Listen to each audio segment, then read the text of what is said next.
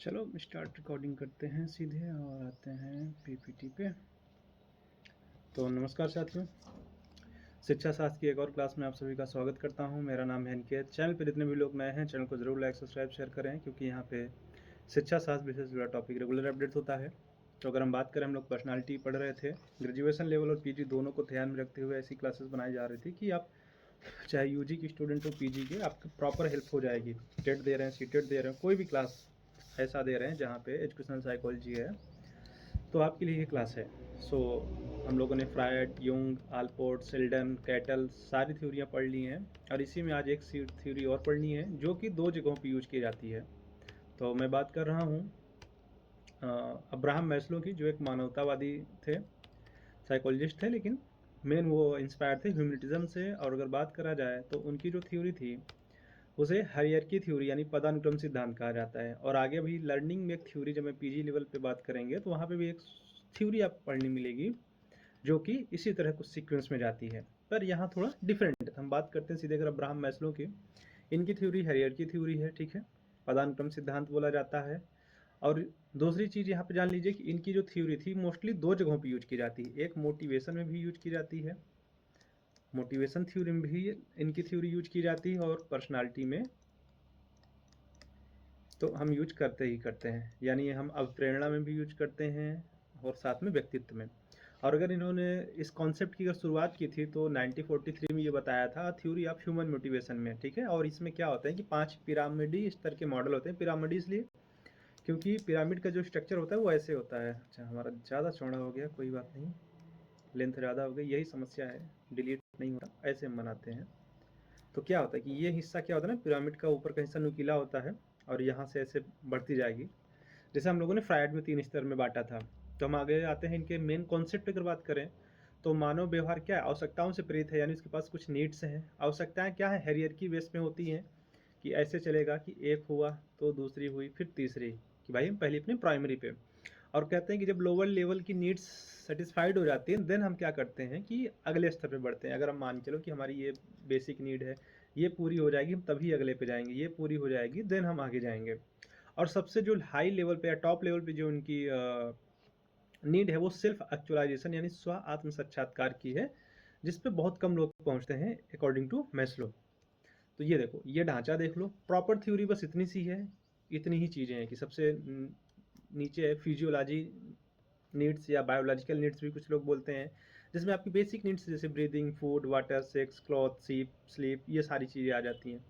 Second पे आ जाती है आपकी सेफ्टी एंड सिक्योरिटी, जिसमें health, employment, property, family and social ability आ जाती है। फिर तीसरे पे इसको कुछ लोग सोशल नीड्स भी बोलते हैं, और कुछ लोग लव एंड बिलोंगिंग्स भी बोलते हैं, जिसमें आपकी friendship, family, intimacy, sense of connections आ जाते हैं। फिर आ जाती है चौथे स्तर पर सेल्फ स्टीम। और ध्यान देना, ये इन्हीं 4 को लोअर बोला जाता है। और अगर मान लो इसको कुछ लोग हटा देते हैं तो एटलीस्ट ये 3 तो लोअर नीड होती हैं, ठीक है। और ये दोनों आप हायर कह दीजिए या टॉप लेवल पे बोल दीजिए। फिर सेल्फ इंसिडेंस में क्या होता है, सेल्फ स्टीम में कॉन्फिडेंस आता है, अचीवमेंट आता है, respect of their need to be unique individual. और फिर लास्ट में और आता है सेल्फ एक्चुअलाइजेशन, जिसमें से morality, creativity, responsibility, acceptance, experience, purpose, meaning and inner potential जैसी चीज़ें आती हैं। अब इन्हीं चीज़ों को हम थोड़ा सा एक्सप्लेन करते हैं।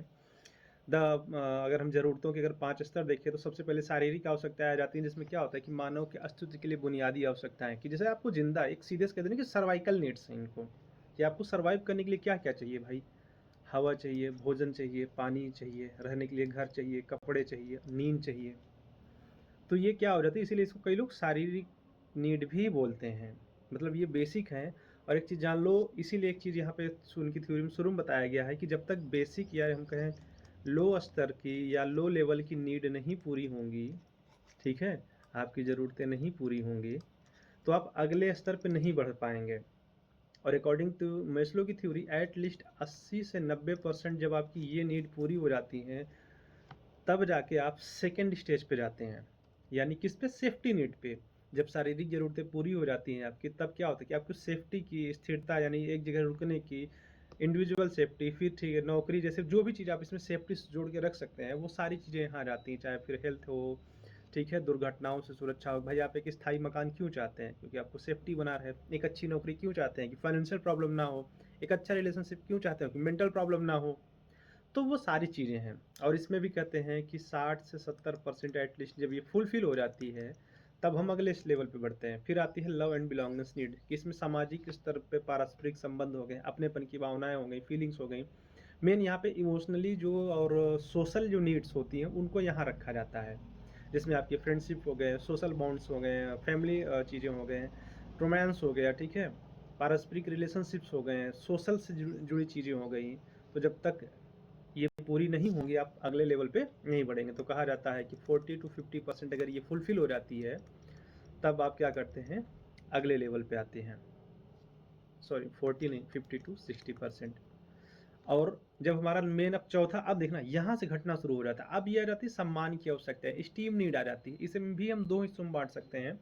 आत्मसम्मान भी चाहिए हमें, गरिमा हो गई, उपलब्धि हो गई, अपनी चीज़ों में मस्टरी होना चाहिए। दूसरों से भी हम उम्मीद करते हैं, हम दूसरों को सम्मान दे रहे हैं, हम खुद भी अपने आप को प्राउड फील कर रहे हैं, बट हम ये चाहते हैं कि सामने वाले भी मुझे रिकॉग्नाइज करें, मुझे जाने, मुझे पहचाने। जैसे मेरा चैनल है तो मैं भी चाहता हूँ ना कि मेरा चैनल ग्रो हो जाए, ज़्यादा से ज़्यादा लोग इसको जाने, शेयर करें, सब्सक्राइब करें, व्यूज़ आएँ। तो ये वही है स्टीम नीड की होनी चाहिए। तो यहाँ पे क्या होता है कि हम अगर सामने वाले को दे रहे हैं तो हमें ये उम्मीद होती है कि हमें भी सामने वाले से वही चीज़ें मिलें। तो ये हो जाती है हमारी स्टीम नीड। और यहाँ तक सिर्फ मैस्लो के अकॉर्डिंग सिर्फ 40% लोग पहुँच पाते हैं, 40%। इसके बाद जो पहुँचते हैं ना, देखना अचानक से पूरी तरह से कहानी बदल जाएगी। अब आता है सेल्फ एक्चुअलाइजेशन, यानी हमारे आत्म साक्षात्कार नीड, या कह सकते हो कि वो आ सकता है। ये मतलब कह सकते हो कि ये हमारे यहाँ अगर हम इसको इंडियन फिलोसफी से अगर जोड़ दें, भारतीय के अकॉर्डिंग जोड़ दें, तो दर्शन शास्त्र में हम लोग पढ़ते हैं अध्यात्म। एक दर्शन है ना, आदर्शवाद, आध्यात्मिकता जोड़ते हैं ना हम वहाँ पे। तो वहाँ पे क्या होता है, अगर हम और छोड़ो, उतना दूर मत जाओ, हमारे यहाँ होते हैं साधु संत। वो क्या होते हैं, एक घर खाना मांगा, मिला नहीं मिला, दूसरे घर गए। उन्हें बहुत उम्मीद नहीं कि हाँ यार दो चीज, और कुछ तो एकदम नियम के पक्के होकर 7 घर दरवाजा खटखटाएंगे, मिला तो मिला, नहीं मिला तो बिन खाए रह जाएंगे। तो वो अब ये लेवल पे आ जाते हैं कि यहाँ पूरी उनकी जो आवश्यकताएं हैं, व्यक्तिगत विकास होता है, वो खुद के माध्यम से सबसे अच्छा होता है। कह सकते हो कि ये वो स्टेज हो जाती है, अगर हम इसको गीता के माध्यम से समझाएं तो गीता में निष्काम कर्म की भावना कहे जाते हैं। भगवान श्री कृष्ण कहते हैं पार्थ से कि हे पार्थ, तुम्हारा कर्तव्य है कर्म करना, फल मिले ना मिले वो मेरी इच्छा में है, तुम्हें फल की इच्छा नहीं करनी चाहिए। तो यहाँ पे वही है कि शुद्ध नैतिकता वाली जो अवस्था होती है, अगर कहा जाए कि मैं अपना कर्म करता रहूँगा, ना तो मुझे किसी से अपेक्षा है, ना किसी से उम्मीद है, ना किसी से राग है, ना किसी से द्वेष है, कि मैं अपने रास्ते पे चल रहा हूँ, चलता जाऊँगा जहाँ तक मेरा रास्ता जा रहा है। मुझे यहाँ कोई भी बैरियर्स आए, कुछ भी आए, किसी भी चीज़ों से मुझे कोई लेना देना नहीं है। मैं बस अपना कर्म करूँगा, अपना कृत्य करूँगा, बाकी नहीं। तो ये होता है सेल्फ एक्चुअलाइजेशन। मतलब आपको ज्ञान हो जाएगा। अगर इसके अगर हम भारतीय दर्शन से अगर हम बात करें पॉइंट ऑफ व्यू से, तो आपको मोक्ष की प्राप्ति हो जाए, आपको ज्ञान हो जाए। और मैस्लो का कहना है कि मोस्ट सिर्फ 10% लोग यहाँ तक आ पाते हैं, 10%।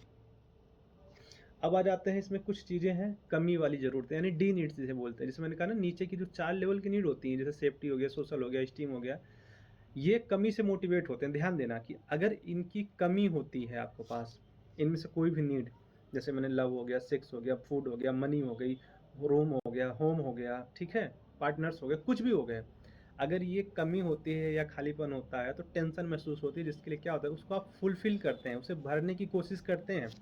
पैसा नहीं है आपके पास अगर मनी, तो आप क्या करोगे, कोई ना कोई जॉब करोगे। अगर आपको लग रहा है कि आपकी पर्सनल लाइफ में आपको कोई दोस्त नहीं हो, तो आप बाहर जाएंगे, किसी को दोस्त बनाएंगे ना, कि हाँ आपसे अपनी बातें कह सकें। तो वही कहने का मतलब है कि ये ऐसी नीड होती है कि ये मोटिवेट करती हैं आपको, कि अगर ये एक बार और ध्यान देना कि ये जब मोटिवेशन हो जाता है, कम हो जाता है, जैसे खाना आपको भूख लगी एग्जाम्पल के लिए, तो खाना खा लेते हैं, उस समय वो तात्कालिक रूप से पूरी हो गई ना, तो फिर थोड़ी देर जब तक भूख नहीं लगेगी तब तक क्या करेंगे आप, नहीं चाहिए भाई खाना, अब मेरा काम हो गया। जैसे होता है ना कि सुबह खा लिया, अरे अब तो सीधे रात में खाएंगे। तो वो इस टाइप वाली चीज़ें होती हैं कि ये क्या हो ना, कि ये लैक इनका चलता रहता है, और इन्हीं की वजह से आप मोटिवेट होते हैं। और जैसे अगर आप सेल्फ एक्चुअलाइजेशन की बात करें, अगर आप वहाँ पहुँच गए तो आपको एक दिन 2 दिन खाना नहीं भी मिला, जैसे मैंने अभी साधु संत का एग्जाम्पल दिया कि कुछ के नियम बड़े कड़े होते हैं, कि साथ ही घर दरवाजा खटखटाएंगे, जो मिलेगा बस वही खा लेंगे, नहीं मिला तो नहीं खाएंगे। उनके लिए क्या है कि अपने रूल्स, अपने रेगुलेशंस ज़्यादा ज़रूरी हैं, उनकी नैतिकता अपने लिए ज़्यादा ज़रूरी है, अपने नियम ज़्यादा ज़रूरी है। तो इसलिए वो इन चीज़ों पे ध्यान नहीं देते, क्योंकि उनके लिए ये सारी नीड्स, मतलब ये जो भी हमारी डी नीड्स हैं, ये मायने नहीं रखती। जबकि एक आम इंसान के लिए भैया हमारे लिए क्या है, हमें फिजियोलॉजी हमारी नीड पूरी हो, सेफ्टी हो, सोशल हो, एस्टीम, ये सब पूरी होनी चाहिए। हमें सब चाहिए भाई। देखो, फिर इसी में बी नीड आती है, जिसे हम ग्रोथ नीड कहते हैं। अब ये क्या होता है, इसमें क्या होता है, वो सारी चीज़ें, इसमें आप क्या विकास करेंगे? सेल्फ एक्चुअलाइजेशन हो गया, क्रिएटिविटी हो गया, सेल्फ डेवलपमेंट होता है। अब इसमें केवल क्या होता है कि आप कमी नहीं पूरा होते, आपकी किसी चीज़ की ना लैक नहीं होती या नहीं होता, बल्कि आपकी जो क्षमता होता है, ये आपकी पोटेंशियल को डेवलपमेंट करने की बात करता है। मतलब आप खुद को जानते, जैसे मोक्ष जो होता है, मोक्ष का जो कॉन्सेप्ट होता है, वो ये नहीं होता कि आप सिर्फ ब्रह्म से मिल जाएं। ब्रह्म से मिलने का तरीका होता है, उस चीज़ को समझना होता है, और उसी चीज़ को विकास करने की जो अवस्था होती है, वही यहाँ पे हम कह सकते हैं अपनी भाषा में कि सबसे ऊपरी स्तर, यानी बी नीड कहते हैं सेल्फ एक्चुअलाइजेशन को। अब इसी में मेटा नीड और मेटा मोटिवेशन भी एक कॉन्सेप्ट है कि आत्म साक्षात्कार के बाद जो व्यक्ति होता है वो मेटा नीड से प्रेरित होता है। जिसे मैंने अभी थोड़ी देर पहले बताया था कि एक लाइन में कि वो शुद्ध मोरलिटी चलेगा या शुद्ध नैतिकता होगी, तो उसके अंदर कोई भी बुराई नहीं होगी। जैसा मैंने बताया था, यहाँ पे वही चीज़ एक्सप्लेन किया गया। जैसे वो क्या होगा, वो सत्य बोलने वाला, सौंदर्य को देखने वाला होगा, जस्टिस करने वाला होता है, यूनिटी को लेके चलेगा, उसके अंदर गुडनेस होगी। और अगर ये चीज़ें पूरी नहीं होती सेल्फ एक्चुअलाइजेशन वाले पर्सन की, यानी जिसके अंदर आत्म साक्षात्कार हो चुका है, तो मेटा पैथोलॉजी यानी उसके अंदर मानसिक असंतोष उत्पन्न होगा। क्योंकि वो जिस लेवल पे है, उसे क्या करना है, सब कुछ अच्छा करना है, कर्म करना है, फल की चिंता नहीं करनी है टाइप का। तो जब वो ये चीज़ें नहीं कर पाएगा, देन उसे प्रॉब्लम होगी। और वो भी प्रॉब्लम कैसी होगी, मेंटल प्रॉब्लम होगी। अब आ जाते हैं हम एक कॉन्सेप्ट यहाँ पे कि जो हमारा सेल्फ एक्चुअलाइजिंग पर्सन है, उसकी क्या कैरेक्टरिस्टिक हो सकती हैं। तो जो मैस्लो ने बताया कि कुछ उसके अंदर गुण तो होंगे जिसे आप पहचानेंगे। तो वो रियलिटी को सही ढंग से समझता है, कि वो जैसे हम लोग होते हैं ना कि एक रियल वर्ल्ड की बजाय हम लोग रियल वर्ल्ड में जीते हैं। आज के टर्म्स की यूज कर रहा हूँ मैं, रियल वर्ल्ड, जबकि यहाँ पे होना चाहिए ड्रीमिंग वर्ल्ड। हम जीते हैं दिवा स्वप्न में। एक प्रॉब्लम होती है ना यूथ की, कि वो डे ड्रीमिंग करते हैं। तो उनके अंदर क्या होता है कि वो रियल वर्ल्ड पहचानते हैं कि हम कहाँ पे हैं। क्रिएटिविटी होती है, वो मौलिक तरीके से चीज़ों को सॉल्व कर सकते हैं, यूनिक तरीके से करने की कैपेसिटी रखते हैं। फ्री थिंकिंग होती है, वो डिपेंडेंसी पे नहीं जी रहे होते हैं, वो ह्यूमैनिटी के प्रति एम्पैथी उनके पास होती है, इससे एम्पैथी होती है, वो बस देख के कोई चीज़ अनदेखा नहीं कर सकते हैं। अपने नैतिक मूल्यों का वो पालन करते हैं। जैसे होता है ना कि अगर एक्सीडेंट हो जाएगा तो मोस्टली क्या होगा, एक्सीडेंट हुआ, दो लोग इधर से आए, भिड़ गए, मोस्ट ऑफ द लोग क्या करेंगे, अरे छोड़ो यार पुलिस केस हो जाएगा, अभी ये भाई साहब आएंगे डंडा लेके मारेंगे, हम ही लोग फंस जाएंगे, तो नहीं जाएंगे। लेकिन अगर ऐसा जो इंसान है वो जाएगा, हेल्प करेगा, हॉस्पिटल तक लेके जाएगा। जीवन उद्देश्यों में इनकी स्पष्टता होती है, इनको क्लियरिटी है कि मुझे क्या करना है, मैं क्या कर रहा हूँ। इनके अंदर कोई डाउट नहीं होगा कि मुझे, मैं कहाँ पे हूँ, क्या कर रहा हूँ, एक्सेट्रा एक्सेट्रा वाली उनके अंदर कोई फीलिंग, मतलब डाउट नहीं होगा। ये 100% जान रहे हैं कि ये क्या कर रहे हैं और इनको कहाँ कहाँ पे क्या करना है। तो ये कुछ कैरेक्टरिस्टिक हैं। ठीक है, स्लाइड हमारी यहीं पे ख़त्म हुई। तो अब जो अगली क्लास शुरू होगी, हम व्यक्तित्व का मापन पढ़ेंगे, कि हम पर्सनालिटी को मेजर कैसे कर सकते हैं। और ध्यान दीजिएगा कि यहाँ पे ऑलमोस्ट सारी थ्योरी पढ़ा दी गई जो ग्रेजुएशन लेवल के एग्जाम के लिए है। हाँ, पीजी वाली थ्योरियाँ बाद में कवर की जाएंगी अभी थोड़े समय बाद, पर ग्रेजुएशन लेवल की सारी थ्योरी हो गई। अब इसके बाद व्यक्तित्व का हम मापन पढ़ लेंगे। ठीक है, सॉरी, मापन पढ़ने के बाद हम अब प्रेरणा के सिद्धांत पढ़ेंगे। थोड़ी थ्योरियाँ हैं वहाँ पे, हंजबर्ग जैसे आप लोगों को नाम है, उनकी थ्योरी पढ़ लेंगे। ग्रुप डायनेमिक्स हो गया। मेंटल हेल्थ एक टॉपिक होता है, बहुत आसान टॉपिक है लेकिन बहुत अच्छा टॉपिक भी है। उससे क्वेश्चन आ जाए तो लिखना और क्लियर करना बहुत आसान होता है। तो हम इन टॉपिक्स पे बात करेंगे। और जैसे मैंने कहा कि मैं अभी सेल्फ स्टीम लेवल पे हूँ, आत्म साक्षात्कार वाले स्तर पे नहीं हूँ कि कुछ हो रहा है मुझे फ़र्क नहीं पड़ रहा है।